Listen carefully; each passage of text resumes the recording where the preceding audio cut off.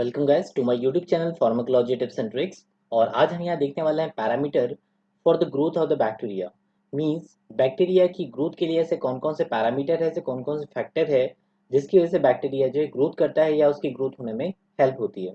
तो गाइस चलिए स्टार्ट करते हैं आज का वीडियो। और वीडियो स्टार्ट करने से पहले I would like to request you, जो भी पर्सन है नए हैं, please like share the video, subscribe my channel, ताकि जो भी वीडियोज आपको सही टाइम पे मिलते रहें। तो गाइस चलिए बात करते हैं parameter for the growth of the bacteria. Right. तो सबसे पहले एक टर्म आता है कि हम जिस पैरामीटर के बारे में बात कर रहे हैं या जिसके लिए हम बात कर रहे हैं वो है ग्रोथ। ओके। तो पहले हम देख लेते हैं कि ग्रोथ क्या होती है। तो सिंपल सा टर्म है कि ग्रोथ में हम कहते हैं कि हमारा जो सेल साइज है या सेल का जो नंबर है वो बढ़ता है। ठीक है। सिंपल चीज़ है कि एक सेल है, यदि वो ग्रोथ कर रही है इसका मतलब है साइज में भी बढ़ रही होगी और यहाँ पे नंबर में बढ़ रही होगी। बट यदि बैक्टीरिया की हम बात करें तो ये मल्टीप्लाई कर रही है। ठीक है। और मल्टीप्लाई करने की वजह से क्या हो रहा है कि इसके नंबर्स बढ़ रहे हैं, तो हम कह रहे हैं कि ग्रोथ कर रही है। ठीक है। तो सेल का नंबर का बढ़ना या उसका इंक्रीज होना by the multiplication of the microbes, okay, इसको हम कहते हैं ग्रोथ का होना। ठीक है। तो हर बैक्टीरिया को अपनी ग्रोथ के लिए एक प्रॉपर न्यूट्रिशन की ज़रूरत होती है, प्रॉपर मीडियम की ज़रूरत होती है। तो न्यूट्रिशन के बारे में हम ऑलरेडी देख चुके हैं कल्चर मीडिया क्या होता है, ओके, इसके प्रीवियस वाले वीडियो में। अभी हम देखने वाले हैं कौन कौन सी कंडीशन या पैरामीटर हो सकते हैं जो कि इसकी ग्रोथ में हेल्प करते हैं। तो आज हम वो देखेंगे। ठीक है। तो यहीं पर हम पैरामीटर्स की यहाँ ज़रूरत होगी इसकी ग्रोथ के लिए, तो देखते हैं इसके पैरामीटर कौन कौन से होते हैं और कैसे ये ग्रोथ करता है।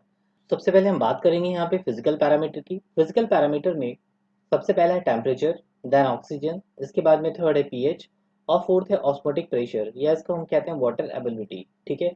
केमिकल पैरामीटर की बात करें तो केमिकल पैरामीटर में कार्बन है, नाइट्रोजन है, सल्फर है एंड फॉस्फोरस है। ठीक है। तो इन पैरामीटर के बेस पे हम आगे डिफाइन करने वाले हैं कि कौन से पैरामीटर जो है बहुत ज़्यादा इंपॉर्टेंट है या कौन से नॉमेनक्लेचर को हम फॉलो करें इस नाम के अकॉर्डिंग। ठीक है। सबसे पहले हम बात करते हैं फिजिकल पैरामीटर की। तो फिजिकल पैरामीटर में सबसे पहला आता है टेम्परेचर। राइट। अब जो बैक्टीरिया है तो पर्टिकुलर बैक्टीरिया आपने सुना भी होगा कि कई सारे बैक्टीरिया जो कि बहुत कम टेम्परेचर पे ग्रो करते हैं, कुछ ऑप्टिमम भी पे करते हैं, कुछ हायर टेम्परेचर पे भी ग्रोथ करते हैं या फिर सबसिस्ट करते हैं। ओके। बट फिर भी इसके लिए एक प्रॉपर टेम्परेचर का होना ज़रूरी है जिसको हम कहते हैं ऑप्टिमम टेम्परेचर। ओके। तो हम यहाँ पे देख लेते हैं, the rate of the microbial growth depends on the temperature and how temperature affect the activity of the enzyme. Okay. सबसे पहली चीज होती है कि ग्रोथ जो है वो टेम्परेचर पर डिपेंड कर रही है, और इस टेम्परेचर की वजह से एंजाइम की एक्टिविटी में क्या चेंजेस आ रहे हैं उस पर ये डिपेंड करेगा। ओके। क्योंकि अल्टीमेटली बैक्टीरिया के अंदर जितना भी वर्किंग या वर्क है वो सब कौन करेगा, एंजाइम करेगा। राइट। तो टेम्परेचर एंजाइम को रेगुलेट करेगा और एंजाइम किसको करेगा, बैक्टीरिया को करेगा। ओके। तो बैक्टीरिया जो होता है एक ब्रॉड रेंज ऑफ टेम्परेचर में ये ग्रो करते हैं। राइट। जिसका कि 0 डिग्री सेंटीग्रेड से लेकर तो 90 डिग्री सेंटीग्रेड टेम्परेचर तक ये हो सकता है। ओके। तो कुछ स्पेसिफिक या कार्डिनल टेम्परेचर कुछ पॉइंट्स होते हैं, इनको हम देख लेते हैं यहाँ पर। तो सबसे पहला है minimum growth temperature. Minimum growth temperature ये बहुत कम टेम्परेचर होता है ग्रोथ के लिए। ओके। इसमें जो एंजाइम की एक्टिविटी होती है ये भी कैसी होती है, बहुत कम हो जाती है। मतलब प्रॉपर एंजाइम की एक्टिविटी को परफॉर्म होने के लिए भी टेम्परेचर की ज़रूरत होगी। तो पहली चीज़ तो है कि यहाँ पे एंजाइम की एक्टिविटी जो है इनिबिट हो गई है। राइट। और सेल का जो मेटाबॉलिज्म है वो भी इनिबिट हो गया है। अब सेल का मेटाबॉलिज्म ही इनएक्टिवेट हो गया है तो सेल ग्रोथ कैसे करेगी। ओके। इसलिए इस टेम्परेचर पर मैक्सिमम जो इसकी ग्रोथ होती है ना वो एब्सेंट होती है, नेग्लिजिबल होती है। ओके। सेकेंड बात करेंगे मैक्सिमम टेम्परेचर की। अब यदि आपने जो टेम्परेचर है बहुत ज़्यादा बढ़ा दिया, ठीक है, बहुत ज़्यादा उसका रेंज जो है आपने बढ़ा चुके हैं, तो उस पर क्या होगा, जो एंजाइम होगा वो डीनेचर्ड हो जाएगा। ठीक है। और एंजाइम के डीनेचर्ड होने की वजह से जो माइक्रो ऑर्गेनिज्म है वो किल हो जाएगा, क्योंकि अल्टीमेटली वहाँ पे मेटाबॉलिक प्रोसेस अब नहीं होगी। ओके। तो हमें एक ऐसा टेम्परेचर चाहिए जिसपे कि सेल या माइक्रोब्स ग्रोथ कर सकते हैं, इसको हम कहते हैं ऑप्टिमम ग्रोथ टेम्परेचर। ठीक है। तो थर्ड है हमारा ऑप्टिमम ग्रोथ टेम्परेचर जिसपे कि मोस्ट और रैपिड ग्रोथ होती है माइक्रो ऑर्गेनिज्म की। मींस माइक्रो ऑर्गेनिज्म की जो सेल्स हैं बहुत रैपिडली ग्रोथ करती है और एंजाइम की एक्टिविटी भी यहाँ पर बहुत ज़्यादा होती है। ठीक है। तो उसको हम कहते हैं optimum growth temperature. Right. Now temperature के बेस पे अब जो माइक्रो ऑर्गेनिज्म है या बैक्टीरिया है इनको कुछ कैटेगरी में डिवाइड किया गया है। ठीक है। पहला है जैसे साइक्रोफाइल्स। साइक्रोफाइल्स ये टेम्परेचर बियर अप करते हैं 0 डिग्री सेंटीग्रेड से 5 डिग्री सेंटीग्रेड तक। सेकेंड है मिजोफाइल्स, बिल्कुल जो मिड लाइन में है, 20 से 45 डिग्री। और thermophiles, it is more than 45 degree centigrade up to the 90, जो हमने बात की थी। ओके, तो ये है टेम्परेचर के बेस पे बैक्टीरिया के टाइप्स। अब हम जाते हैं सेकेंड पैरामीटर की तरफ, जिसका नाम है पीएच। ओके, पीएच का नाम लेते से ही हमें ध्यान आता है कि हम बात करने वाले हैं पे एसिडिक कैरेक्टर की या फिर बेसिक कैरेक्टर की। ओके, या फिर न्यूट्रल पीएच की हम बात करेंगे। ओके, तो बैक्टीरिया को भी पर्टिकुलर पीएच की ज़रूरत होती है जिस पर कि वो बैक्टीरियल सेल ग्रोथ कर सके। तो कुछ जो बैक्टीरिया होते हैं on the behalf of pH value, वो कैसे होते हैं? एसिडोफिल्स होते हैं। एसिडोफिल्स का मतलब होता है एसिड लविंग, और एसिड लविंग का मतलब होगा कि इसका जो पीएच वैल्यू होगा स्केल के ऊपर वो कितना होगा? 0.1 टू 5.4 तक होगा। ओके, क्योंकि अप टू द 7 यदि जाते हैं तो वो न्यूट्रल हो जाता है। सेकेंड है न्यूट्रोफाइल्स। न्यूट्रोफाइल्स में मतलब न्यूट्रल पीएच कहाँ तक जाएगा? ये 5.4 से 8.5 तक जाएगा। ठीक है, तो नॉर्मल जो ह्यूमन पैथोजेंस होते हैं वो इस कैटेगरी में आते हैं। थर्ड है अल्कली फाइल्स, मतलब अल्कली लविंग, बेसिक नेचर। ठीक है, बेसिक नेचर होगा तो 7 एंड अबव होगा या अप टू द 12 होगा। एग्जाम्पल के लिए है विब्रियो कॉलेरी, और कुछ सॉइल बैक्टीरियम है जिसको हम कहते हैं कि agrobacterium, that grows at pH value 12। ठीक है, 12 तक भी ये ग्रोथ करते हैं। गाइस, ये पीएच के बेस पे इसका क्लासिफिकेशन है बैक्टीरिया का, और पीएच जो है ये एक इंपॉर्टेंट पैरामीटर है फॉर द बैक्टीरियल ग्रोथ या मल्टीप्लिकेशन। ओके, चलते हैं नेक्स्ट पैरामीटर की तरफ है जो है ऑक्सीजन। ये भी काफ़ी इंपॉर्टेंट पैरामीटर है जिसके बेस पे हमने बैक्टीरिया को डिवाइड किया था कि ये एरोबिक होगा या एनारोबिक होगा। तो यदि वो एरोबिक है, मतलब यदि ऑब्लिगेट है, स्ट्रिक्ट है, ओके, स्ट्रिक्ट एरोब्स है, इसका मतलब है कि उसको स्ट्रिक्टली ऑक्सीजन चाहिए ही चाहिए। यदि उसको ऑक्सीजन नहीं मिली वो मर जाएगा। और दूसरा है स्ट्रिक्ट या ऑब्लिगेट एनारोब, यहाँ पर उसको ऑक्सीजन की ज़रूरत बिल्कुल भी नहीं है। ठीक है, यहाँ पर ऑक्सीजन की ज़रूरत उसको बिल्कुल भी नहीं है, इसलिए उसको कहा गया ऑब्लिगेट एनारोब्स। राइट, तो इसी के बेस पे और भी कुछ क्लासिफिकेशन है बैक्टीरिया का, वो हम देख लेते हैं। फर्स्ट है एरोब्स। एरोब्स का मतलब होता है जिसको कि ऑक्सीजन की ज़रूरत होती है और ऑक्सीजन की प्रेजेंस में ही वो ग्रोथ करेगा। एनारोब्स, एनारोब्स जो है इसको ऑक्सीजन की कोई ज़रूरत यहाँ पर नहीं होती। माइक्रो एरोफिल्स, माइक्रो एरोफिल्स जो है इसको यहाँ पर फ्री ऑक्सीजन की ज़रूरत होती है, बट वो भी लिमिटेड अमाउंट में।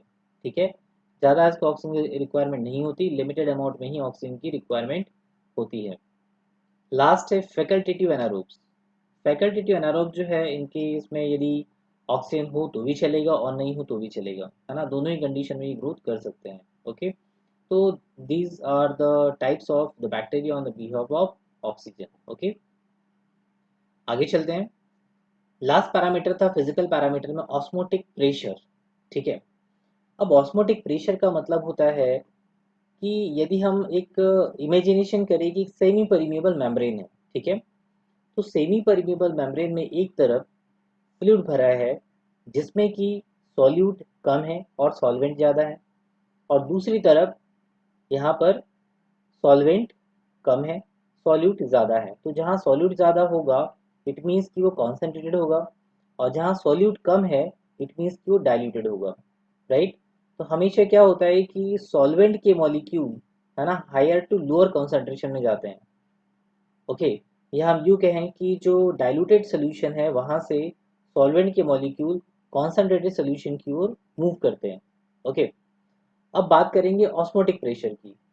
तो ऑस्मोटिक प्रेशर का मतलब होता है कि ऐसा प्रेशर या वो प्रेशर जो कि उस सॉल्वेंट मॉलिक्यूल के ट्रांसमिशन को रोकता हो, सॉल्वेंट मॉलिक्यूल के आने जाने को रोकता हो या उसके इन्फ्लक्स को रोकता हो। ओके, कहाँ पर? कॉन्सेंट्रेटेड सोल्यूशन की तरफ। तो osmotic pressure semi permeable membrane द्वारा लगाया गया वो प्रेशर है जिसके थ्रू वो सॉल्वेंट के मॉलिक्यूल को दूसरी तरफ नहीं जाने देगा। ओके, अब बैक्टीरिया केस में क्या है? बैक्टीरिया केस में जो उसकी सेल वॉल है ये एक सेमी परमिएबल मेम्ब्रेन की तरह है। राइट, अब मान लीजिए कि यदि ऐसा सोल्यूशन जिसका कि ऑस्मोटिक प्रेशर पहले कम है, ठीक है, हम पहले कम का ले रहे हैं, ऑस्मोटिक प्रेशर यदि कम है मतलब जो सेल वॉल है वो ज़्यादा प्रेशर अप्लाई नहीं कर रहा है, मतलब फ्लूइड को अपने अंदर इजीली आने दे रहा है। इसलिए क्या क्या कहेंगे यहाँ पर हम, वाटर का इन्फ्लक्स हो रहा है। ये आपको दिखाई दे रहा है यहाँ पर, वाटर अंदर की तरफ आ रहा है। तो एक नॉर्मल सेल थी, जब वाटर अंदर की तरफ आया तो क्या हो गई, ये स्वेल्ड हो गई, तो कभी कभार बस्ट हो जाती है। ठीक है। सेकेंड कंडीशन लेके चलते हैं कि यदि ऑस्मोटिक प्रेशर बढ़ा दिया गया, ऑस्मोटिक प्रेशर बढ़ा दिया गया इसका मतलब है कि जो वाटर मॉलिक्यूल अंदर आएगा ना उसको रोका जा रहा है। ठीक है। और या फिर दूसरे वर्ड्स में कहें कि अंदर का जो यहाँ लिक्विड है वो बाहर की तरफ निकल रहा है, मतलब जो सेल है वो कैसी हो रही है, श्रिंक हो रही है। ठीक है। और यदि सेल यदि श्रिंक होगी तो बैक्टीरियल सेल यहाँ भी सर्वाइव नहीं करेगी। ओके। तो this is called the osmotic pressure. Okay. अब हम बात करेंगे केमिकल रिक्वायरमेंट्स की। ठीक है। केमिकल रिक्वायरमेंट में कार्बन, नाइट्रोजन, फास्फोरस, सल्फर, इनकी हम बात करने वाले हैं। तो सबसे पहले लेते हैं हम कार्बन को। ठीक है। कार्बन जो होता है ये टोटल सेल का जो वेट होता है जिसको हम बोलते हैं ड्राई वेट, उसका 50% होता है। ठीक है ना, 50% ये पूरा उसको कवर अप करता है। और जितने भी ऑर्गेनिक कंपाउंड्स अंदर होते हैं सभी की बैकबोन कौन है, कार्बन है। राइट। तो इसके बेसिस पे हमने बैक्टीरिया को डिवाइड किया हुआ है कीमो हेटेरोट्रॉप्स। कीमो हेटेरोट्रॉप्स जो है वो अपनी एनर्जी को, है ना, कौन से सोर्स से लेते हैं, लिपिड से, प्रोटीन से और कार्बोहाइड्रेट से लेते हैं। जबकि जो कीमो ऑटोट्रॉप्स या फोटो ऑटोट्रॉप्स है, ये अपना जो कार्बन होता है ये कहाँ से लेते हैं, कार्बन डाइऑक्साइड के एसम्बलीशन से लेते हैं। इन्वायरमेंट से कार्बन डाइऑक्साइड लेते हैं, उसका एसम्बलीशन करते हैं, उससे कार्बन को ले लेते हैं और एनर्जी लेते हैं। ठीक है। तो इन दोनों में ये डिफरेंस है। आगे की तरफ हम बात करेंगे अब नाइट्रोजन, सल्फर और फास्फोरस की। तो सबसे पहले देख लेते हैं हम सल्फर। सल्फर जो होता है ये कहाँ से मिलता है, ये कुछ प्रोटीन या कुछ विटामिन के अंदर, मतलब इनको बनाने के लिए यूज किया जाता है सल्फर का। ओके। सेकेंड है सोर्स है इसका, प्रोटीन से मिलेगा, हाइड्रोजन सल्फाइड से मिलेगा, या फिर सल्फेट से मिलेगा। मतलब कुछ ऐसे हैं जिसको जो कि सॉल्ट है। राइट। तो यदि सॉल्ट डिसोशिएट होता है, ऐसे मतलब पर्टिकुलर सल्फेट सॉल्ट होते हैं जो कि डिसोशिएशन के बाद में सल्फेट मॉलिक्यूल देते हैं और उससे सल्फर को गेन कर लिया जाता है बाय द बैक्टीरिया। राइट। दूसरा हम बात करेंगे यहाँ पर फास्फोरस की। तो फास्फोरस जो है वो कहाँ प्रेजेंट होता है, डीएनए में होता है, आरएनए में होता है, एडेनोसिन ट्राइफॉस्फेट में होता है या फॉस्फोलिपिड के अंदर होता है। ठीक है। इसी तरह से जो नाइट्रोजन है, नाइट्रोजन भी यहाँ पर प्रेजेंट होगा। तो उसका जो सोर्स रहेगा मेनली इनऑर्गेनिक फॉस्फेट सॉल्ट यानी बफर। ठीक है। और प्रोटीन से क्या मिल जाएगा, इसको नाइट्रोजन मिल जाएगा। So it is a chemical requirement of the bacteria. So hope so guys ये आज का टॉपिक आपको समझ में आया हो। तो नेक्स्ट टॉपिक में हम बात करेंगे बैक्टीरियल ग्रोथ कर्व की। Okay. So guys thank you very much for watching this video. मिलते हैं नेक्स्ट वीडियो में।